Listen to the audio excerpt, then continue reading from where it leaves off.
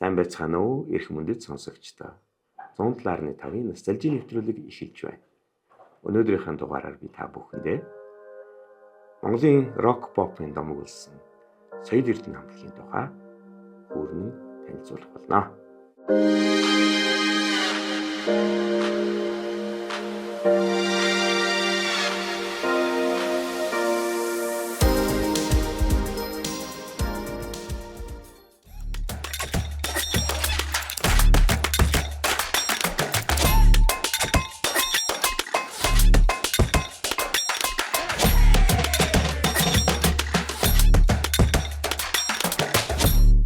Сайн байцгаана уу? Та бүхэн өнөөдрийн мэдээг хүргэе. Өнөөдрийн стори нэвтрүүлгийн маань зочноор радио телевизийн хариулагч Энбатар ахыгаа урьж оролцож байна.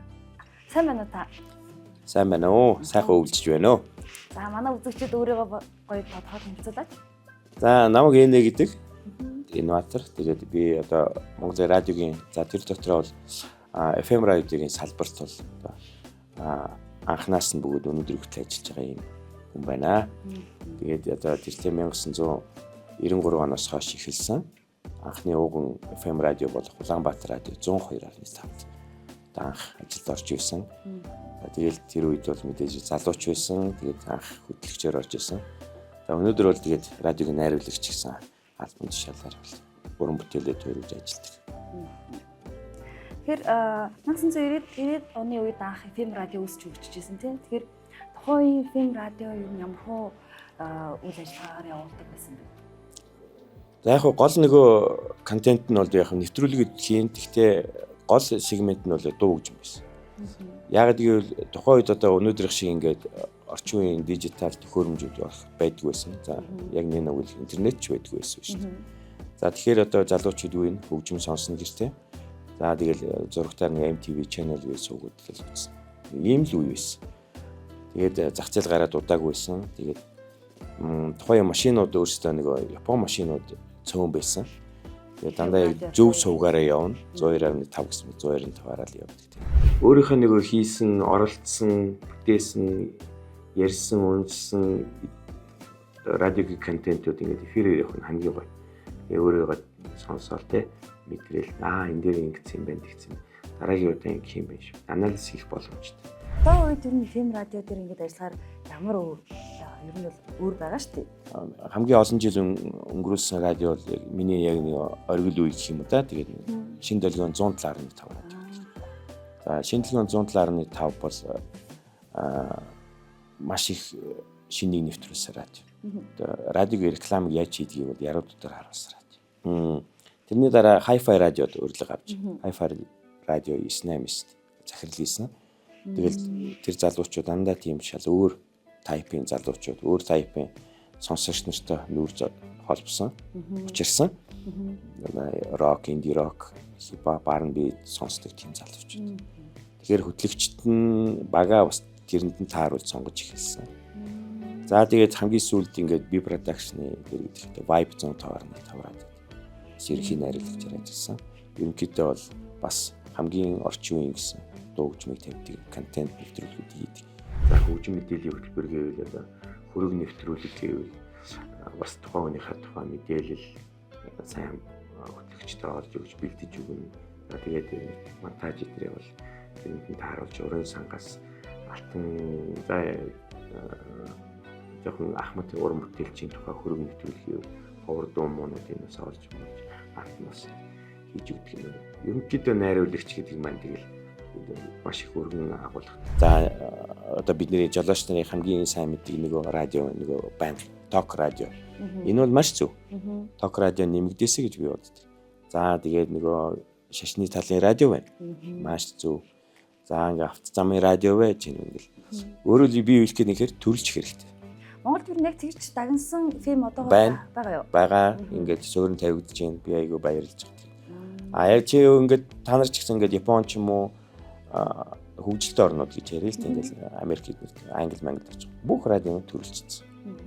Зөвхөн ретро гоё ностальжи дуу явдаг радио байж байна. Надад бас нэг гоё сонирхолтой асуулт байна л да. Та яагаад энэ юу орчих вэ? Энэ мэргэжил рүү? Энэ бол чигээр нөгөө аавын нөгөө нөлөөл яг хүмүүс ингээд удамшил гэж ярьдаг боловч би энийг болохоор өөрөө тань нөлөөл Зохиолч бол нийгмийн зүтгэлтэн олон хүмүүсийн сайн сайхны төлөө сэтгэл оюун наан зориулан ямар арга барил ямар дүр үйлдэлээр аль үеийн байдлаар зохиолын аль төрлөөр бичиж хүний амьдралд хэрэг болох зүйл хэлж юм бодуулах билээ гэснээрээ зохиол туурган хүмүүстэй саналан хуваалцдаг дотнын зөвлөгч болвол хэрэгтэй зүйл сануулагч хүн гэж хэлдэг. Яг мэдээж генер өссөн юм дамжилт. Аав маань нөгөө Монголын радио телевизэд насаараа диктор байсан юм учраас нэвтрүүлэгч байсан учраас би тэгэл нөгөө радио дээр байнга очиж байрдаг. Гэртээ аав чи юмаа бэлдэж юм уншин хоолоо моолгоо заснаас энэ мэддээс ингээд сураад тэгэл нөлөөлдөг. Тэгэхээр FM-ийн хөтлөгч хэр илүү тэр хоолоо, дуу хоолоо гэдэгт аягүй мэдээж яадаг бах тийм. Тэгээ ерөнхийдөө хүнтэй ингээд бродкаст одоо өргөн нэвтрүүлгээр ингээд радио ч юм уу телевизэн ч юм уу явах гэж байгаа юм байна. Мэдээж тэр үний мэдлэг чадвараас гадна таатай дуу хоолойтой үнтэй хоёр үг сольжвол бас гоё шүү дээ тий. Яг телевиз ч юм бол ингээд нэг харагдаж байгаа юугаараа ингээд тэн дээр бол телевиз ч юм бас мэдээж тэр ур чадвар дээр бас өнгө үзэмж бас харна шүү дээ. Ялчгүй бидний одоо ингээд эргээд дурсахаар ялчгүй бидэртэй яг дурсамжийн дотор цуг байдаг зүйл FM радио. Бид чинь бүр багасаа л тий өглөөний Монгол радиогоор ингээд дуу Монгол төрийн дуул маань гараад хүн болгонд тэрийг сонсож ингэж өссөн бидэртэй цуг явж байгаа юу. Ер нь тадтай одоо ингээд цаашдаа FM радиогийн цаашдын ирээдүй ер нь ямар хөө байна гэж бодож байгаа юм. Одоо ингээд нэгдүгээрт гол асуудал чинь л түрүү ярьсан төрөлж исэн. За нэгдүгээрт техник талаас бол бүгд одоо зохицуулах орооноос ч гэсэн шахаж шаардж байгаа. Тэр бол мэдээж яриж байгаа санхүүжилт техникийн шинжилгээ хийх хэрэгтэй бүгд дижитал болох хэрэгтэй. За тэгээд одооний орчин үеийн радио чи та нараа тэр анзаарсан бол зөвхөн яриахаа болоод харуулдаг үзүүлдэг болчихлоо шүү дээ. Одоо нэг сошиал сувгийг ашиглаад одоо видео контент хийдэг болчихлоо. Лайв хийдэг болчихлоо, стори хийдэг болчихлоо. За тэгэхээр бүх юм дижитал систем рүү шилжих ёстой. За дээрэс нь одоо маш их хурц тавьж байгаа нэг асуудал копирайт буюу оюун нэмж асуудал. Энэ бол одоо өнөөдрийг хүртэл замбраагүй явж байгаа л. Очирлэгдэг дуучны дууг бол дураараа тавьж дураараа мэнчилгээ явж гэдэг чинь тэр чинь санхүүгийн эргэлтэнд орж ийн гэсэн үг. Тэгсэн чинь чамд ямар ч нэг ч копиг очдгоо. Тэгэхээр бас гонигтай байгаа юм. Чиний дууг зохиож өгсөн хөгжмийн зохиолч Яран наригч бас ингээл тэнд миний дуу эфирээр явж ингээд сэтгэл зүйн сайхан цадаал сууж байгаа байхгүй. Гэтэл одоо материалын тийм харьцаанд орж эхэлж байгаа. Угаасаа орох гэж байна. Угаасаа орно хатуу. Энэ бол дэлхийн хууль юм чи. Тэгэхээр энэ минийг бүгдийн зэгцлэх цаг ирсэн. Тэгээд одоо ток радио гэх юм уу, jazz болох юм уу яах юм. Энэ минийг зэгцлээд тэгээд ашиг орлого одоо олох нэлийн ашиг орлогоо нэмэх тийм боломж маш их байгаа. Сайн контент үйлдвэрлээд сошиалоор зам агарын цэгэр дэлгөөнөөр цацхад бол сонсогчдыг бол ингээд зах зээлээ хувааж аваад орлого олох боломж байгаа байхгүй. За 90-ад оны үед чинь тэгэл эфирээр бид нар чинь гол төлөв VHS гэх видео кассет тэрэн дээр зөвхөн аудио файлуудаа хуулаад тавьдаг байсан. Яагаад тэгдэг байсан гэхээр VHS ч өөрөө видео хайлт ч өөрөө стерео буулгадаг. За төхөөрөмж нь буюу одоо видео плеерүүд одоо видео дек гэж ярьдаг байсан бид нар. Тэд нар маань ингээд бас стерео гаралттай тэгээд стереогоор явуулдаг байсан. За тэгээд мэдээж хажуугаар нь CD гэж нэг гайхамшигтай дижитал төхөөрөмж гарч ирсэн. За тэр CD-нэрдээ тэгэл тавьж явуулна. Тэгэл дуу олох, дараагийнхаа дууг ингээд бэлдэх барих бол сурамгаа бүр гарт орцсон байдаг байсан. Заримдаа гэхдээ яг ард иргэдийн дуу хоолойг хамгийн хурдан авах боломжтой юу зүйл FM л гэж боддог юм л та FM радио. Яг нэг камера бариад телевизийн урд очиод заавал ярьсан үгдэж чадахгүй. Тэнгүүд нэг юм дээр ингээд дуу хоолойгоо бас очиод хилчмээр идэг хүмүүс чинь тийм. Тэнгүүд тэр хэрэгсэл нь хамгийн боломжтой зүйл FM радио хамгийн ойрхон байдаг байхгүй. Тий яг одоо бол мэдээж хэрэг гар утс болцсон. Тий.